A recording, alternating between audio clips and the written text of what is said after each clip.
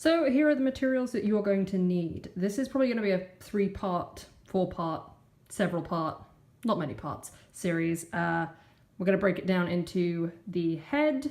We're going to do the body with arms and legs if you want them. And then we'll do one on customizing, and it'll include things like clothes, adding, hair details like that, shoes, eyelashes. So it's going to be about 3 parts, unless I need to split that middle one into 2. First part is going to be making a head. So this is the basic head. We're just going to do a very plain body because you want to be able to customize it as much as you want. You can also replace the body fabric that I'm using with fur. But this is for a basic sort of human-esque Muppet. So first thing is these patterns. These are my patterns that I have. If you are one of my Kojima tier sponsors, my £50 patrons or $50 patrons, I will have sent you these in the mail I'll have sent you these in the mail along with 2 of those and these, and I believe something else, possibly, I can't remember. If not, I'm currently working on finding a way to put these online as a free download. It might just be a scan that I put in a PDF, but they should be coming soon. I'll link them in the video. You'll need a ping pong ball, maybe 2, depending on how you want the eyes to be. You can do any sort of eyes. So you could buy sort of buttons. It really depends on how you want to do them. As for like materials, you want a black, a pink, and a red. I forgot my colors. You want a black, a red, and a pink, and that's for the mouth. As you can see here, pink for the tongue, black for the gaping hole of the throat, red for the interior of the mouth. Once again, you can change up the colors as you wish. This is just felt. This is fleece. And it's called polar fleece. Get anti-pilling fleece if you can. Get it in whatever skin tone you want or crazy color. Anti-pilling simply means that when it's rubbed, it won't form those little bobbles that you get all over jumpers, which will be a bitch to deal with later. You're going to need thread, the same color as your body fabric.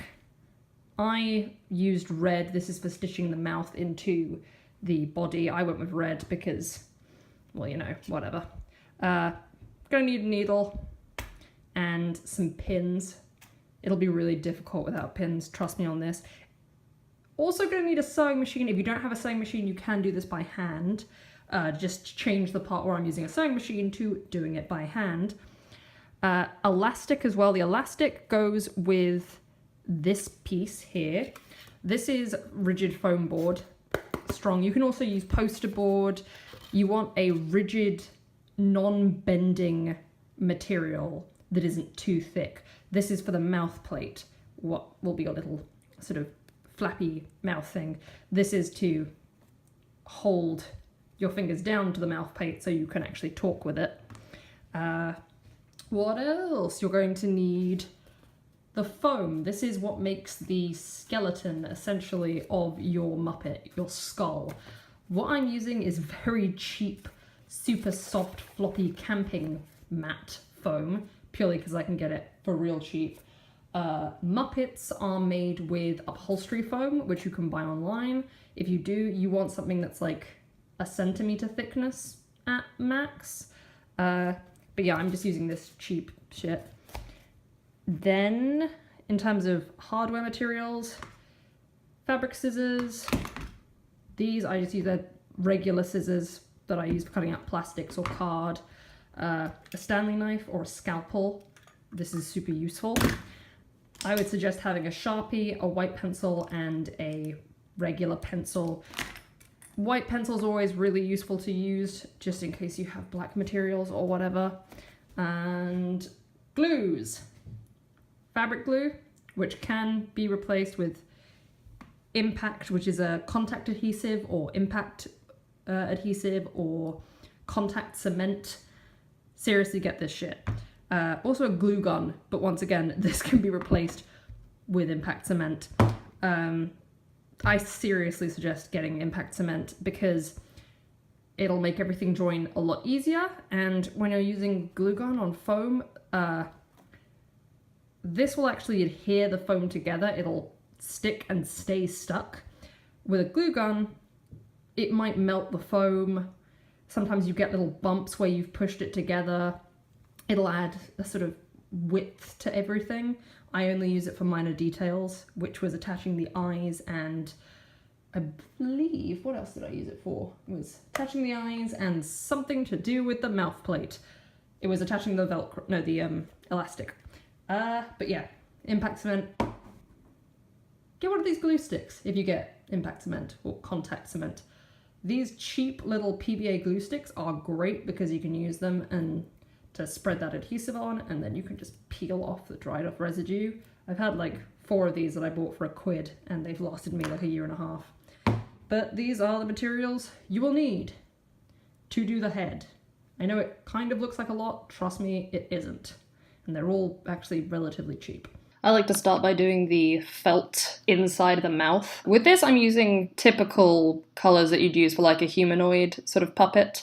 Well, this is the red that'll be like the roof of the mouth and, you know, under the tongue. I'm marking out registration points so that I can line everything up later. It'll also make it really easy to sew it into the rest of the head and line it up with the mouth plates. You could do these in any colour combination you want, but I'm doing it very basic humanoid version. The black, this is going to be the throat hole. I have yet to think of a better phrase than throat hole, but there we go. You can do it any size. Again, I go with like a slightly oblong circle, if that's what that shape is called. And then I cut in the little gangly thing that's at the back of your throat that if you jab it, you know, you gag. You know, you can do a big hole. You can do the inside of the mouth just black, doesn't matter. For the tongue, I try and do it a little bit wider than the throat hole. There's got to be a better word for that. Gullet? No, the swallowing pit. And the shape I go for, you know, a very basic one is sort of like a very soft, rounded heart. More like a peach shape, if you will, without, you know, the jagged point.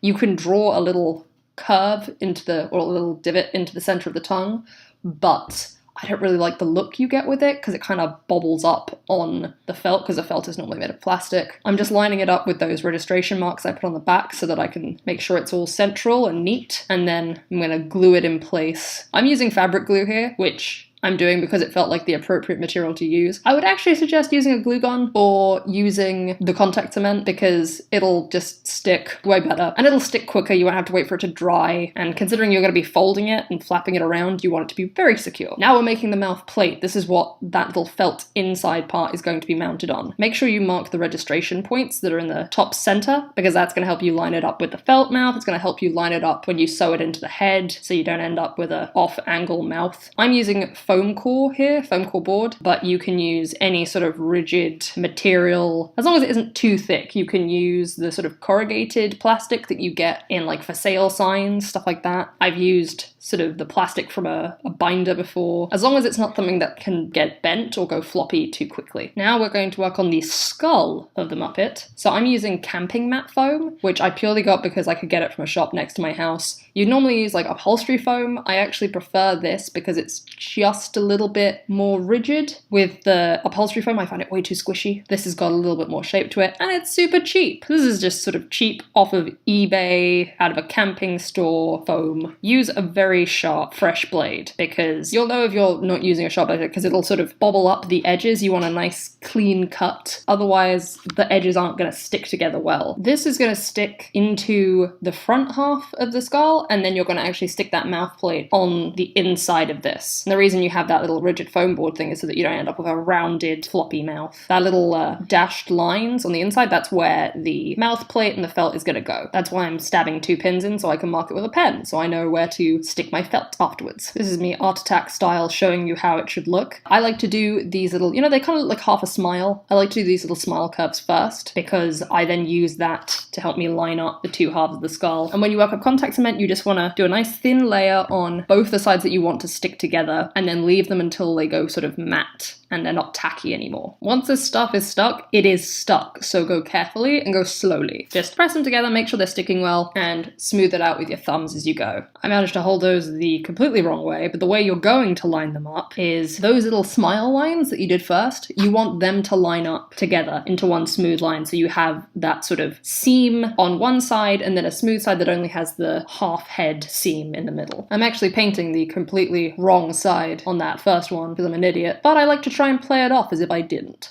See, magic cut. Somehow the side that I did not paint is sticking. I'm going to refer to that seam as the smile line, but that one is going to go at the back of the head because sometimes you can see the seams through the felt and you kind of want to avoid having that visible sort of smile thing right through the center of their face. You're only going to glue half of the foam mouthpiece to the top of the skull. So just go along, give it like a nice edge in glue, and then paint along the half of the skull that you're going to attach it to at the bottom, which is going to be the half that doesn't have that smile line on it. Before I glue it in, I'm marking the registration points in again. That little point will line up nicely with the little center skull mark. So there you have your skull. Very basic, soft, floppy skull. Now we're going to work on the skin. I'm using a sort of peachy polar fleece is good, especially if you can get one that's non-bobbling. Bobbling is when it gets all these little balls on it from wear and it tends to thin it out. You're going to cut out 2 pieces of the skull fabric with the good side facing in, if you're going to be using pen like I am. I'm pinning it very securely in place because sometimes fleece can stretch or warp as you're cutting and you don't want to end up with one half of it a lot bigger than the other or a lot smaller. I'm using this color fleece because I'm actually making this a Muppet of my brother as a birthday present to him. But you can use any color you want. You can also use fur. You can use like a weird scaly fabric. Fur's pretty cool if you're doing like a monster style one, or, you know, if you've seen the original Muppets or you've seen Sesame Street, do blue, green, red, whatever fits the character of the Muppet you're making. So you're going to sew along the back part of the head. It looks a bit like a Pac-Man with a curved mouth and then a little V in the back. Don't stitch the V. That's going to be a dart. So just sew that little back piece where the neck is. You're going to sew on that back piece and sew the top of the head and then a little bit below the mouth hole.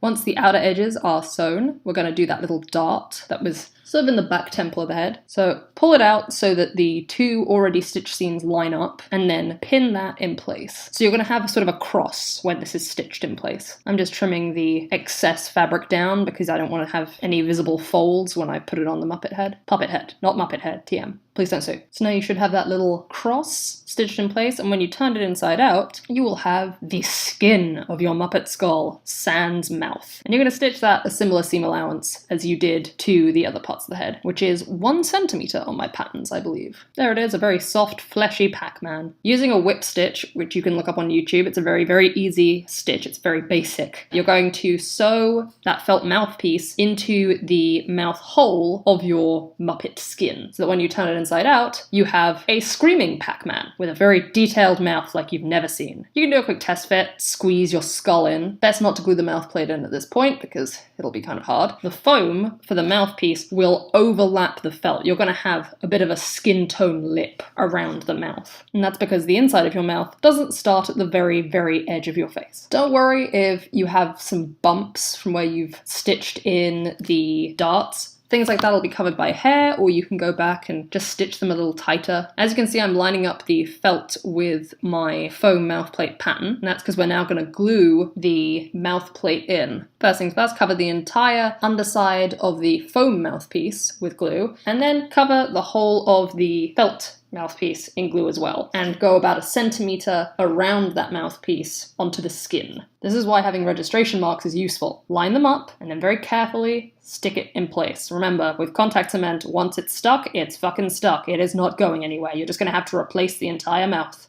Remember, you're seeing the inside of the felt mouth to the underside of the skull, so that when you flip it inside out, everything is nicely tucked within. Now, the mouth is still a bit soft and floppy. There's no bones in that mouth yet. It's a bit gummy. So we're going to stick in the mouth plates. Well, actually, right now I'm just sticking down the back of the material to the skull because I don't need to take it off again. And this will keep it taut and stop it from, shifting. No one wants loose skin on their skull. I'm just pinning the skin onto the skull so it doesn't go anywhere while it dries. That's a horrific sentence to say. As you can see right here, that's why I prefer to use glue normally when I do the felt inner mouthpiece. I prefer to use, hot hot glue, because otherwise it can ripple a bit. Now what I'm doing right now is I'm gluing some elastic onto the little mouth plates, the rigid mouth plates. You want one that's going to be the right size to fit your forefingers. That's where the top of the mouth is going to be, the top of the jaw. And then you want to make a loop big enough for your thumb on the other mouthpiece. This way you can pull the mouth open with your hand rather than letting it sort of push back against your hand. It gives you a lot more control over the speed that the mouth moves and how open it gets.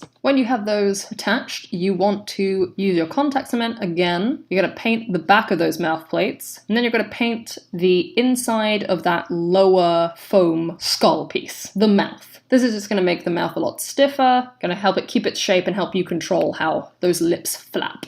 Once again, registration marks are perfect for this so that you can get the mouth plates in the right place. Now we're going to do the eyes. This is how I do my eyes. I like to have very big, almost googly eyes. You're just going to split a ping pong ball in half. Ping pong balls, very cheap to get online. You can use anything you want. You can use clear orbs, you can do little felt circles. I like the sort of crazy googliness that you get from ping pong ball eyes. The other thing you can see me doing right here is putting the two halves inside each other and then trimming around the edges. This way they're the same size exactly. And then I'm using a pin just to mark through the center on both of them. They're already going to be googly eyes. I don't want them to be off center. However, when you do eyes this big, they will always look slightly off center because, well, they're sort of pointing in a variety of directions. I'm just drawing around the inside cap of a Sharpie here so I can get a nice, neat, perfect circle and then pressing it over. And that little pen there I'm using is actually a nail art pen, so that's a nail varnish, which I like for the little shine it gets. Doesn't streak as much as a Sharpie does as well. Again, you can do whatever you want for the eyes. You can glue little gems into them. You can do colors. You can make them hyper-realistic, which is kind of terrifying. You can make them those sort of black dots that is very common with puppets. Now, I'm using 2 scrap pieces of